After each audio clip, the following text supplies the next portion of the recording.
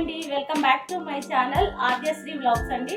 So ఈ రోజు మన ఛానల్లో సింపుల్ పల్లి చట్నీ ఇడ్లీకైనా, దోశకైనా, వడకైనా, పూరికైనా ఎలా రెడీ చేసుకోవాలో చూద్దాము. చాలా టేస్టీగా ఉంటుంది, సింపుల్గా ఉంటుంది, ఖచ్చితంగా ట్రై చేయండి.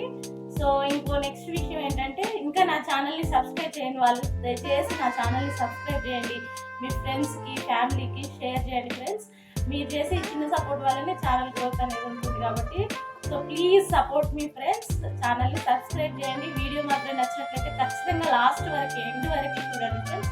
Thank you so much. So కావాల్సిన ఇంగ్రీడియంట్స్ అండ్ ప్రాసెస్లోకి వెళ్దామా? So let's get into the video friends.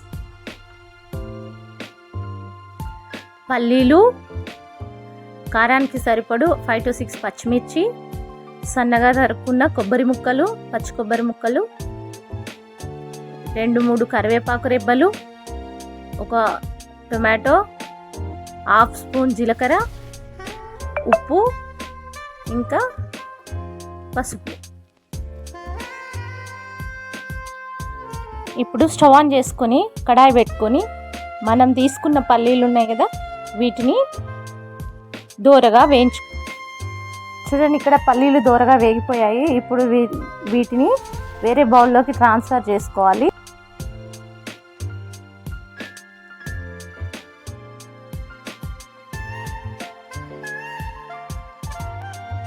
మళ్ళీ ఇదే ప్యాన్ పెట్టుకొని స్టవ్ పైన 1 స్పూన్ ఆయిల్ వేసుకోవాలి. ఆయిల్ వేసుకొని హీట్ ఎక్కిన తర్వాత ఇందులోకి మనం తీసుకున్న జీలకర్ర, కరివేపాకు వేసుకొని కరివేపాకు కొంచెం క్రిస్పీగా అయ్యే వరకు వేగనివ్వాలి.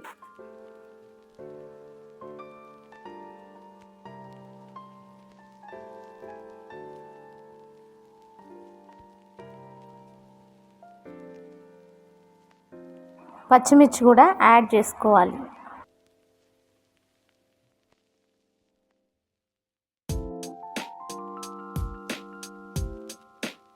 చూడండి, ఇక్కడ పచ్చిమిర్చి ముక్కలు మగ్గాయి కదా, ఇప్పుడు టమాటో యాడ్ చేసుకోవాలి. అట్లనే చిటికెడు పసుపు కూడా యాడ్ చేసుకోవాలి. తెల్లగా ఉండకుండా చట్నీ కొంచెం కలర్ చేంజ్ అవుతుంది, బాగుంటుంది చూడడానికి. అందుకే చిటికెడు పసుపు అండ్ 1/2 స్పూన్ సాల్ట్ కూడా యాడ్ చేసుకుంటే ఈ టమాటో ముక్కలు తొందరగా మగ్గుతాయి.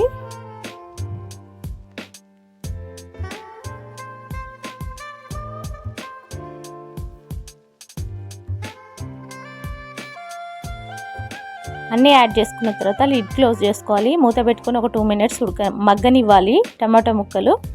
చూడండి, మూత తీసిన తర్వాత 2 minutes తర్వాత చక్కగా మగ్గాయి టమాటో ముక్కలు.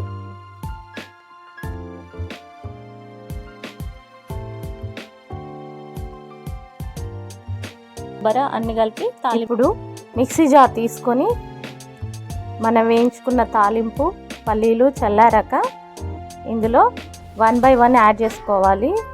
పల్లీలు అండ్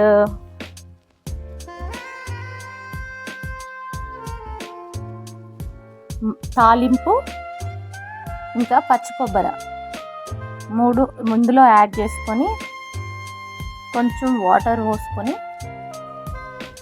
మిక్సీ పట్టుకోవాలి మెత్తగా మెదిగే వరకు.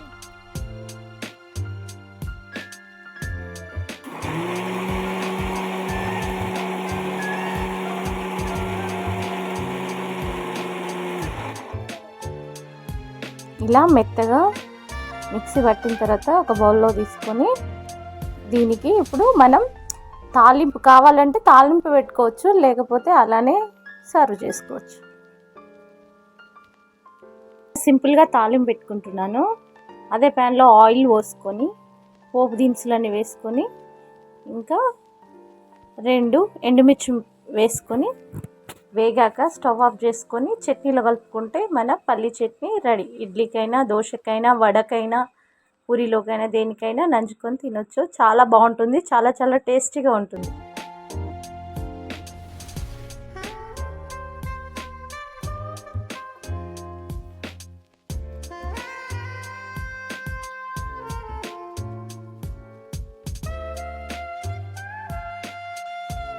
నేను ఈరోజు ఈ చట్నీ దోశలోకి నంచుకోవడానికి చేశాను. మీకు కనుక దోశ బ్యాటర్ ఎలా ప్రిపేర్ చేయాలి, ఏ క్వాంటిటీలో ఎలా ప్రిపేర్ చేస్తే క్రిస్పీ దోశలు వస్తాయో తెలుసుకోవాలని ఉంటే నాకు కామెంట్ చేయండి, ఖచ్చితంగా మళ్ళీ ఒక వీడియో చేస్తాను ఫ్రెండ్స్. Thank you. సో చూడండి, దోశలు వేసుకున్న తర్వాత ఈ చట్నీ దోశల్లోకి చాలా బాగుంటుంది. ఇడ్లీకైనా వడకైనా దేనికైనా బాగుంటుంది. ఖచ్చితంగా ట్రై చేయండి friends. And bye bye. Please నా ఛానల్ని సబ్స్క్రైబ్ చేయండి ఫ్రెండ్స్. ఇంకా సబ్స్క్రైబ్ చేయని వాళ్ళు వీడియోని లాస్ట్ వరకు చూడండి, లైక్ చేయండి ప్లీజ్. Thank you.